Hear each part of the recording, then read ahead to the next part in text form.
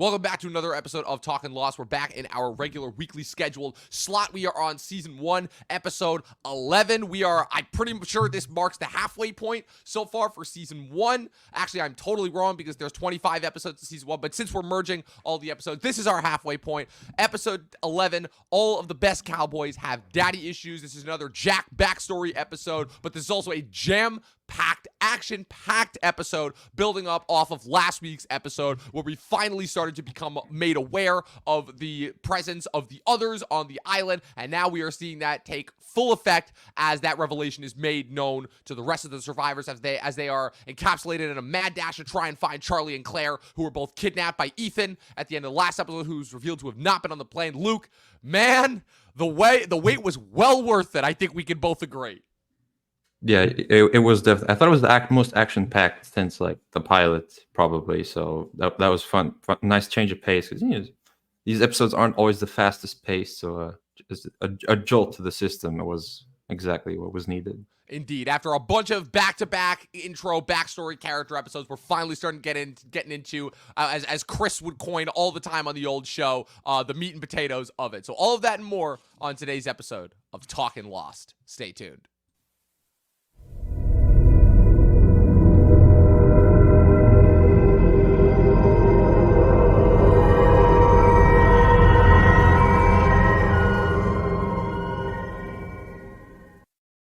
All right, Luke, this episode is called All the Best Cowboys Have Daddy Issues. This is the first additional backstory episode that we've gotten so far on a character, in the sense that this is a repeat or a continuation, rather, of a backstory that we already had on a character, that, of course, being Jack. Jack is not the only one. We get some more additional backstories on Kate, Sawyer, Saeed, Charlie, and Locke, I believe, for the rest of this season, in addition to some of the other rest of the backstories. Like I said, we still have to get backstories on Hurley, on Michael, and such, and we do get some interesting side moments in this episode as well. But like I said, this is a very, very jam-packed, action-packed episode. Let's not delay any further. Let's get right into it. We pick up immediately from the end of the last episode in the caves. Hurley's going on an epic rant, just being like, yeah, Ethan wasn't on the plane. Something's not right here. And they're like, where is Ethan? And they're like, yeah, where's Charlie and Claire? And they go searching. They find the spot where they were. Nobody's there. All they find is a set of footprints, and Jack and Locke both kind of go into immediate leadership mode, as far as Jack is just immediately panicking. He's like, I screwed up. I was trying to dismiss the idea of Claire being attacked when it turns out this is actually happening. And Locke is kind of the more cool, rational-headed one. He's like, we need to keep stake of it. We need to follow these tracks. They follow the tracks, and they're like, okay, these are leading nowhere. And that's when kind of the conflict starts to erupt. So immediately off the bat, we're in for a more action-packed episode, and kind of building off the last two episodes where we're finally starting to get into some of the greater settings, some of the more mysterious things that are happening on the island. We're kind of past the point of just trying to survive. We've adapted. We're in these caves. Oh no. Now, it turns out we found, Saeed finds the French woman. She confirms that they're not alone on the island. And now, obviously, with the revelation of Ethan in the last episode, now they officially have confirmation that they are. This show is kind of really, really evolved into the next stage. It is no longer just a fight for survival in the strict sense of fighting against nature. Now it is a fight for survival against, what else is on the island. So immediately, Luke, I mean, as the resident action fan here, this episode pretty much has got to stand head and shoulders above the rest that we've watched so far. I would say it's head and shoulders above, because we had some pretty good ones. It's certainly continuing into that next phase of the show. Like, okay, they survived, they established themselves. Now, what is on the island? Who is on the island, more importantly, in this case? And yeah, just the characters spring into action is always great to see. Jack, like you mentioned, he's just like, oh, what have I done? I screwed up. And Locke, the cool-headed. I'll say my first definitive favorite character statement, Locke, is firmly at the top spot. He just everything that he says, he just makes it so much cooler, and the delivery of every line is just, and he makes others around him better. Like Boone, I like Boone more when he's with Locke. Yes. He's just making Star Trek references. Locke's like, sounds like a bad captain. Like, only Locke could say such a wondrous phrase. Yeah, Locke's the best for a lot of different reasons, but be very careful of what you say there about Boone's relationship with Locke, because that's Again, these writers know what they're doing. That's all I'm gonna say. But yeah, like I said, the biggest, probably my biggest takeaway from rewatching this episode is, for me, really solidifying the beginning of not the divide, but like, kind of the back and forth between Jack and Locke. We'd had hints of it in the past, obviously, in Jack's last solo episode, and now in this next one, like I said, obviously a big kind of driving force going forward across the course of the show is the differences between Jack and Locke. Jack is the man of science, Locke is the man of faith, right? As Chris talked about all the way back on Walkabout. And I think that I like here to establish just how, despite even when they want to work together on the same thing, there are different approaches based on whatever may be going on both on the island and their individual lives, always seem to kind of drive a wedge between them, if you will, And again, Jack, like I said, as we also see in his backstory in this episode as well, is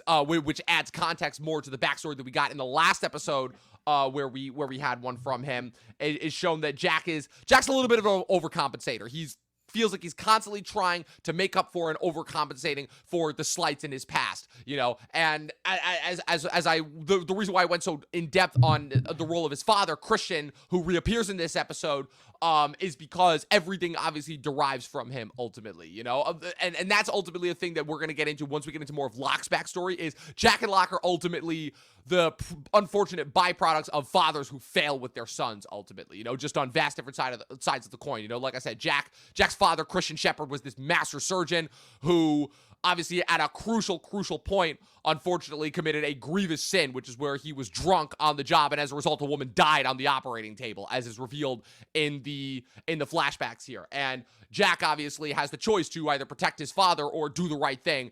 And he's about to continue going on with his father's bullshit, after an entire origin story episode where his father was telling him that he didn't have what it takes. And finally, Jack says, no more. I'm not going to let him get away with this, especially after he discovers that the woman who died on his father's operating table was pregnant. And he's like, I can't do this. I can't go along with this. So he ends up, unfortunately, revising his statement and revealing that his father was drunk. And as a result, his father lost his license, which is kind of, the next stage, if you will, on the events that led to Jack winding up on the island. Like I said, it's very, very much like The Wire, like Lester Freeman said in The Wire in Lost. All of the pieces matter here. Every microcosm and every backstory that we've learned so far, it will matter as far as once we get closer and once we get further in. We're only halfway through season 1 right now, but all of this stuff is crucially important. Luke, what did you think of learning more about Jack's backstory in this episode, and as far as how it contributed to his mindset on the island? Yeah, you know me, I love the backstory. Like, typically with shows that have flashbacks, the hundreds, your arrows, like the flashbacks are probably the least interesting part, but here it's like it's as interesting as the island stuff mostly, and it benefits the island stuff even more so the more we find out about it. So yeah, it's another Jack episode. Not gonna say no to another Jack episode. How could you? So we do get more about what the rife was between him and his father. So this is clearly the big impactful moment. Of course, there was, as the episode title suggests, all the best Cowboys have daddy issues. I think that's what it was. Yep. So there's been stuff in the past, and this is just a culmination of that. And I guess we will find out more about what led him to being on the plane and such. But yeah, it's just more character development, which is what the whole first season is about, I guess, mostly.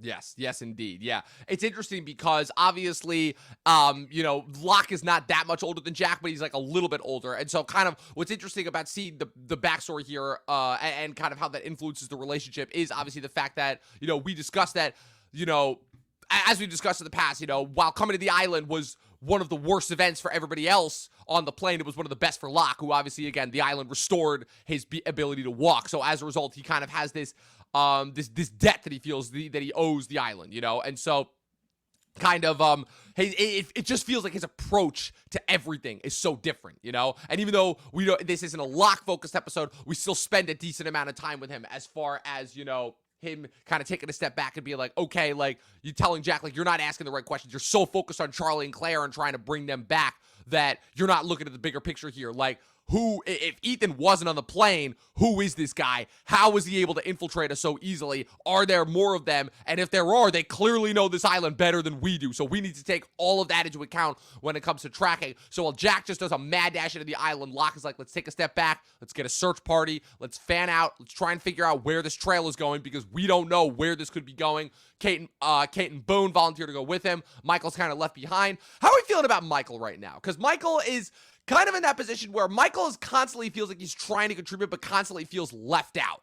And, well, I'm not going to say that Michael's importance in the show is that great. It definitely feels like kind of a missed opportunity, especially once we learn more about him, you know, as far as kind of maybe the insecurity that goes into some of the decisions that he makes ultimately. And once we see, you know, where that takes Michael over the course of season 2, you know, I'll give you a little bit of foreshadowing right now. So Michael is in season 2, then he leaves the island at the end of season 2, is gone for all of season 3, and then returns in season 4. Very Bran Stark of him. Yes, very Bran overarching, but just so you have an idea, and then the show is going to fill in all the little gaps as far as why and how that happened. So how are we feeling about Michael right now? I'll say this: at least he's in the episodes. I don't think we've seen Jin and Sun in like 5 weeks. Yeah, Jin and Sun. It's been a minute. It's been a they're minute. just sitting somewhere. Like, well, they helped save. Well, they helped save Shannon in the Sawyer episode after they couldn't find the inhaler. You know, so there was that. But yeah, Jin and Sun have kind of been on the back burner for a little bit now. I guess that's the drawback of having such a big cast. As some people just left to the wayside, and you have to develop your main 5 or 6 characters that we have. So some have to take a step back. And now we're gonna have even more characters. I'm assuming with the others, whether it's this season or next season, I don't know.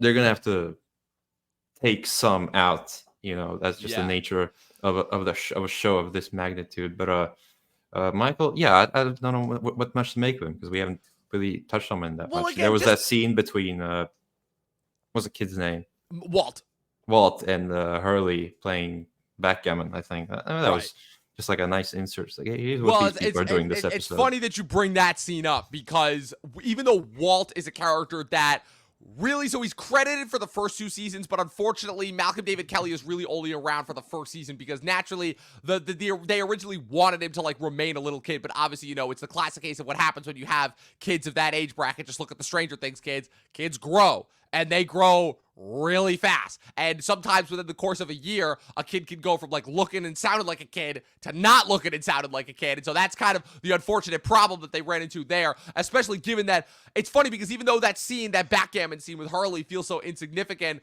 that originally the plan was to have Walt be this very crucially important figure in the island's mythology going forward, and then naturally, just because of the nature of the beast behind the scenes, that unfortunately had to change. And so Walt does not, despite kind of being set up as this important character, kind of he's this heir apparent, he's kind of this child progeny that like the island kind of looks on for good luck. He looks up to Locke, even though Michael is constantly trying to like have this relationship with his son. But also sometimes to the point where he gets a little bit too overprotective. And so that's kind of like, I guess, the only unsatisfying part of this season is because even though I think the character work, the essential crucial character work is being done with Michael and Walt the same that it's being done with the majority of the other characters, just by unfortunate nature of the beast, that's one storyline that they kind of had to drop. And even though they do sort of kind of bring it back in a deleted scene that happens after the show's conclusion, that kind of is the one where it's like, oh man, kind of knowing where that goes kind of sours that. Because I remember at the time when I was watching season 1, I was very interested in that kid and seeing where he was going, especially since he always seems ready to defend Locke as well.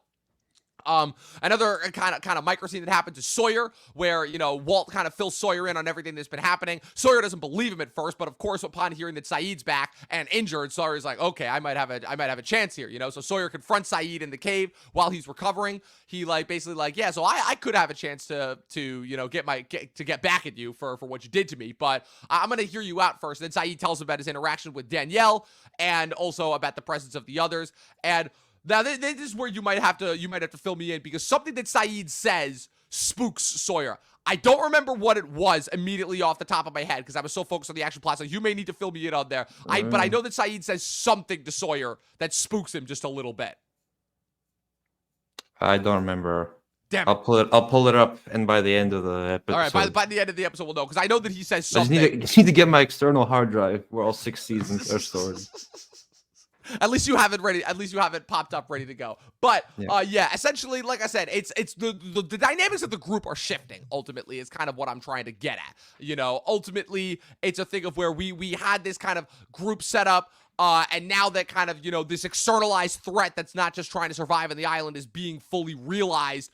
It's starting to, it's starting to shift the group dynamics, and everybody's kind of settled into their role ultimately, and Sawyer, I guess, is still kind of the only wild card left in the group because he's still staying on the beach, and after everything that happened with him and Saeed, he kind of just wants to stay out of it. Obviously, this is not the last we will see of him, as Sawyer does end up playing a crucial role going forward, but, ultimately, yes. It is still interesting. Damn, I really, really wish that I remember. I think they'll figure it out. They seem like the type of duo that had a rough start, but then they'll figure it out with Sawyer. Their respective skill sets complement each other, is what I will say about Sawyer and Saeed. Besides the fact that they, both their names start with S, so it's kind of a little good group dynamic right there. I would say Sawyer has great island hair. He really does. It being works perfectly on that island with no one there. There's a reason why Josh Holloway, I think, rocked that hairstyle for a while, even after the show was done, even though it's been 14 years since the show concluded, which is absolutely insane to me. So now we're back in the jungle. They've split up into two different parties. Jack and Kate are searching one way. Locke and Boone are searching another way. Still no sign of them. Like I said, Boone's making references to the Star Trek. Ultimately, Locke is saying that, what's it called?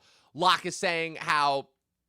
they don't know if the others are possibly laying a trap for them because they start to find, some of Charlie's tape that he had taped to his fingers in one way, but then Locke finds tracks leading in another direction, so he doesn't know if they're being kind of led astray, if they're being led in the wrong direction.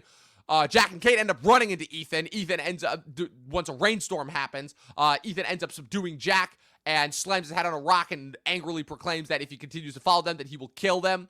So that happens. But meanwhile, Boone and Locke. Boone is about to start heading back because it's getting late. He's not sure if he'll be able to continue to be of good use. Locke is like, the island is going to look out for me. He tosses the flashlight to Boone. Boone tries to catch it, and the flashlight lands on something metal. What is it? One might wonder. Is that one of the bunkers that It is one of the bunkers, indeed. Yes, indeed. The mythology, the lore is continuing. We got the others last week, and now this is our first introduction to Market here. It's still so crazy to be going back and seeing, like, kind of the introduction so early on of all of these things that would become staples to the show, regardless of whether they would actually have importance or not. The hatch, ultimately, which will kind of become the focus of the second half of the first season as the survivors try to explore around this hatch and figure out what is inside it and what it means to the island. Obviously, for everybody, all of my Lost heads out there, they know that this is going to be the introduction of one Desmond Henry Hume, who is a crucially important character going forward for the lore of Lost and the island. So it's absolutely insane. So 2 weeks ago in Solitary, we got our first mention of the others. Last week, we got our first confirmation of the others having infiltrated the survivors with Ethan, and now we have the hatch. And that's all I'm going to say there. Luke, what are your thoughts as far as the continued mythos? And you've heard so much about these bunkers before. Tell me what it is that you've heard. I just remember that in like the early, I'm just gonna pull up a random reference. In the early days of Fortnite, there was a bunker in the Wailing Woods, and there was some numbers on it, and I heard that was a reference to Lost. I think that was my first introduction to Lost, and now here I am 6 years later, actually showing off your age, saying that the first time you ever heard a reference to Lost was in Fortnite. I probably knew about it, but like explicitly said, like, okay, that's Lost. What's Lost? Oh man, yeah. Man. Oh, I can't wait until we actually get to the numbers episode where you actually discovered the existence of the numbers. Oh, that's incredible. But no, like continuing into the mythology of it, like yeah, this is, as much as I do love the character development, I do want to get more into this is our bread and butter. This is our learning the lore, the backstory, the mythos, the Easter eggs. This Alice in Wonderland journey to the mysterious island type escapade where just you don't know what's gonna happen. And yes, like I thought Charlie was a goner for this episode. Yeah, so did we all. Because the music started playing. I'm like I've seen this like in a million movies. But then the music started playing. I'm like, oh. Well, don't jump the gun yet. Don't jump the gun yet. So obviously, again, back to Jack and Kate. They continue to follow the tracks, and they discover Charlie's body hanging. Like Ethan strapped him up to a tree and left him for dead. They managed to cut him down, and Jack's getting bad PTSD flashbacks to when he couldn't save the patient on the floor, to the point where he's literally slamming his fist on Charlie's chest. Kate's convinced he's gone. She's crying. We're worried that we've already lost our first member of the island. Like you said, the music starts playing, and he thought, did you think Charlie was a goner in this scene? When the music started playing, I don't know what the death policy is on the show. Is it Game of Thrones? Is it like anything else? But I was like, okay, no, he's gonna make it. Then the music started playing, and then it's over. Yeah. But then he starts banging again. I'm like, okay, yep. maybe it's not completely over. Yep. Break some ribs. A little switcheroo and a switcheroo, if you will. Yeah. Just keeps you on your toes. But like I said, we all know that the island's capable of some supernatural stuff when it wants to be, when it wants to be. It healed Locke's legs. It cured Rose's cancer. It's the island is capable of many, many wonderful things. And the island is not done with Charlie yet. I will just put that out there. So obviously, again, it's a pretty jam-packed action episode. Boone and Locke discovered the hatch. Sawyer and Saeed are in the process of making up. Michael still feels kind of left out. And the big revelation in the end is once they get Charlie back to the caves and they're all kind of in recovering mode, the big revelation that Charlie says with Ethan is he's like, he didn't want me, he just wanted Claire. And that's kind of how it ends before it cuts to black. And that kind of goes back to to Locke saying that Jack's asking the wrong questions, not how he took them, but why he took them. So exactly. I think we will have to. It all ties together again. The woman on the operating table being pregnant, Claire obviously being pregnant, the psychic in the last episode telling Claire that she has to look after the baby, Walt's potential importance. It's all starting to line up. This is why I'm not going to say that I disagree, that I didn't understand why, but I disagreed with everybody who said that Lost never answered any of the mysteries. They did. You just had to be paying attention. And like I said, this is why I say over and over and over again, Lost was very, very ahead of its time, because just given the litany of shows that it inspired that did not do as good of a job, it did not do its homework as far as the very, very deliberate, carefully set up. Like I said, this is very inspired by mythology. This is very inspired by the origin myth, by Christianity. Obviously, again, the idea that while they didn't want the island to strictly be purgatory, there's a reason why a lot of people believe that they were in purgatory the entire time. It's all there. It's all there is all that I'm going to say as far as any possible source of inspiration of mythology and mythos you could think of. And like I said, we haven't even cracked the surface as far as that goes, but as far as whoever these others are right now, the fact that they seem to be interested and wanting, younger kids, Walt soon becomes a subject of fascination by them as we get further into the season as well. So it's going to be interesting to say the least as far as continuing on. Like I said, even though this was an action-packed episode, things seem to be resolved for now. Claire's still missing. We don't know what the hell's going on with this hatch, and the others are certainly not done with the survivors yet. So action-packed episode. Jam-packed, action-packed episode. For me, easy 4.5 out of 5. There hasn't been a bad episode yet. I haven't disliked any episode, really, No, this is the beauty of so-called older TV. Yes. You have more episodes. You have more episodes to space out the story between. It's just more opportunity for cool stuff, if you ask me. That's really what it comes down to. Even if it's filler, if it's good filler, who cares? Yeah. You still got 20-something episodes to... I'm gonna lay a slam dunk out there that I know I've heard this take before. There's no such thing as bad filler. There's no such thing as bad filler. There really isn't. Not in old TV. In new TV with shortened episode counts, yes, filler is inexcusable. Yeah, when it's 1/6 of the season. Well, exactly. When it's 8 to 10 episodes, filler is 100% inexcusable. But with old shows like this, again, like they said though, all the pieces matter. I cannot emphasize this enough.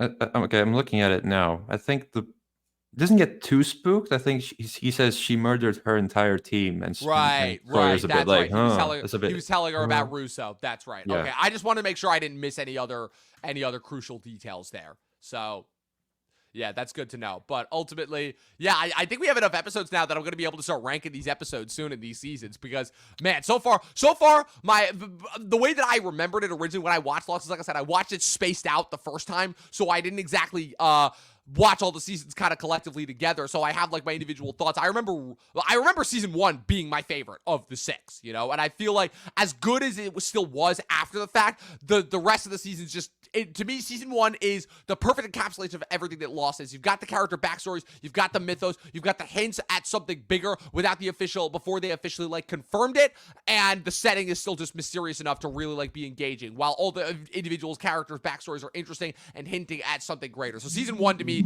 is still the best season of this entire show for sure. So what would you give this episode out of 5? Yeah, we haven't really had a 5-star episode yet. I think you will agree on I agree. that. Yeah, I would say I think this is my favorite one so far. Just looking at the list here, I think it's this, the pilot. You know, if you want to split them, whatever, and probably Walkabout. Walkabout's a special episode. Walkabout's a special episode to say the least. But man, like it was just so awesome going back and like looking at like each of the individual backstories. And like I think the reason why this recent batch, episodes 8, 9, and 10 have been my favorite is because to me it's the perfect combination of really interesting character backstories that add a lot. Like the Claire and Saeed backstories were so fascinating in their own rights. And as far as like contributing something more to the island rather than just serving as backstory the way that it kind of was for Charlie and Sawyer, at least at those points, while also having probably the most forward-moving momentum plot-wise of the island. Because if memory serves, the next couple of episodes kind of take a step back on plot before we get into Numbers, which is Hurley's solo backstory episode, which then kicks off the last couple of episodes of the first season. So that's kind of why I really, really appreciate those couple episodes. But I'll say I'm glad we're spacing this out because I would it would just take over my life otherwise. I would just keep watching it. Yeah, Lost is not a show that you want to binge.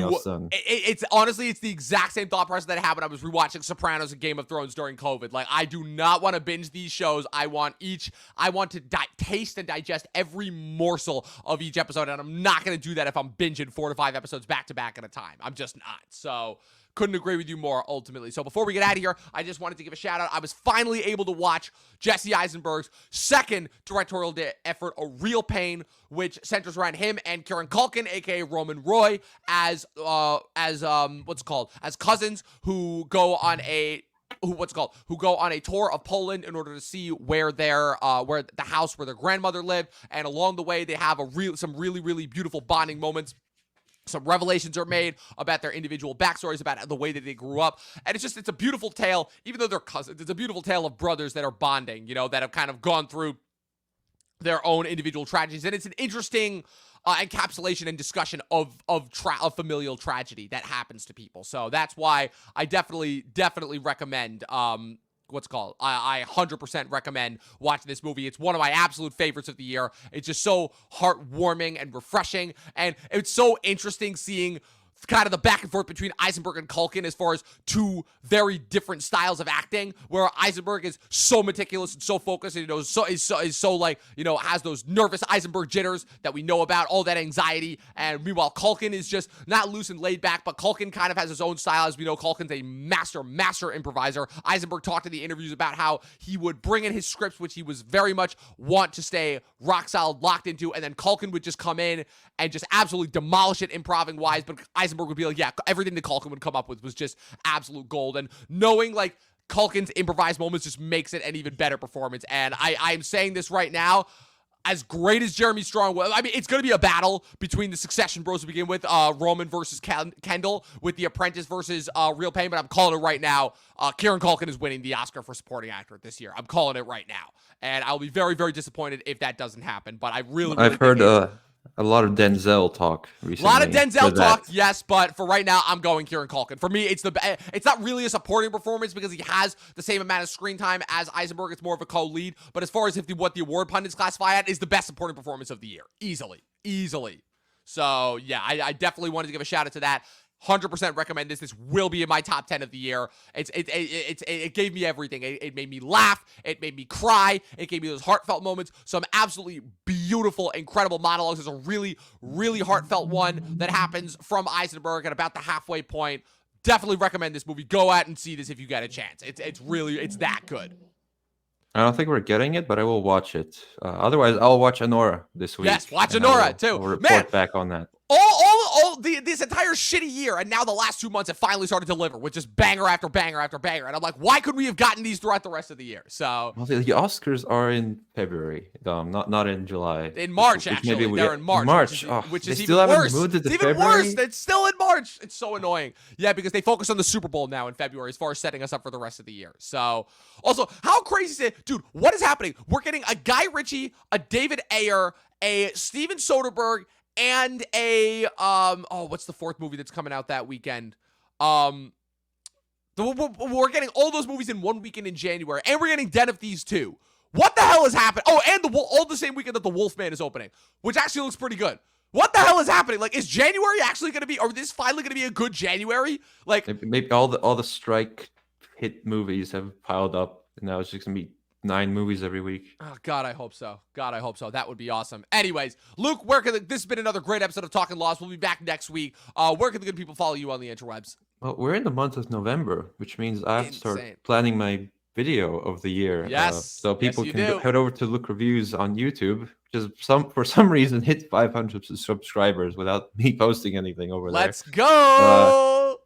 I even got a YouTube notification like, congratulations. I'm like, okay. Look at that. It must be my Marvel that it's just farming views. It's gotta be. It's gotta be. Listen, but man, go you put that one video subscribe up. there. Half my subscribers came from that community top 10 that I put up 4 years ago. That is still the most viewed video on my channel. So all it takes is one.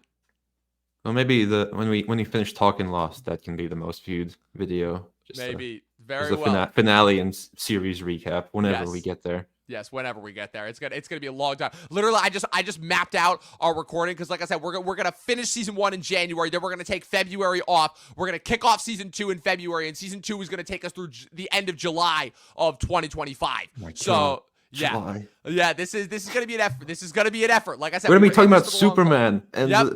And we're just this going to be at the same wrapping time. season 2. However, I will say that we will, if we stick to the schedule, we will wrap season 3 by the end of 2025. And then given the vastly shortened amount of episodes per season 4, the last 3 seasons, we should be able to wrap the entire show by the end of 2026. This will not take us into 2027 for sure. I mean, I got plans in 2027, so I can. Yeah, I know. Don't worry. I can definitively promise you we will be wrapped by 2026. There you So go. there is all of that. So, and of course, you guys can follow me with everything going on at Movie Nerd Reviews across all platforms, at Official Talkin' TV Podcast across all platforms. Be sure to subscribe to us on YouTube, follow us on Spotify. This episode will be available on Spotify and Apple Podcasts after, tomorrow. And as always, people, 12 seasons in a short film, and watch more Lost. We'll see you guys next week.